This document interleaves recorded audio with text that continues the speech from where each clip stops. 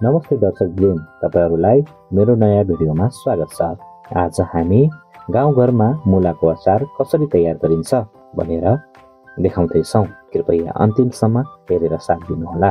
मुलाहरू काटेर सुकाइसकेपछि यसमा मुसल्नको लागि मसला तयार पार्नको लागि हामीले कद्दुको बियाँ, जिरा, धनिया इत्यादि प्रयोग गरेका छौँ र यी मसलाहरूलाई राम्रोसँग आगोमा भुटिसकेपछि ओखलमा यसलाई राम्रोसँग कुट्दैछौँ। मसिनो धुलोको रूपमा यसलाई तयार पार्दैछौँ।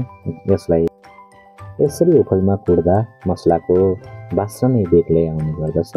यो मसलाले हाम्रो मुलाको अचारको स्वाद चाहिँ एकदम फरक लेभलमा पुर्याउनेछ भन्ने आशा गरेका छौँ। यसरी मसला तयार भइसकेपछि सुकेको मुलाको चाना र मसलालाई एउटा भाँडोमा ठुलो भाँडोमा राखेर यसलाई राम्रोसँग एकअर्कामा मुसल्नेछौँ। यसरी मुसल्दा प्रत्येक मुलाको चानामा मसला लाग्ने गर्दछ र स्वादिलो बन्ने गर्दछ।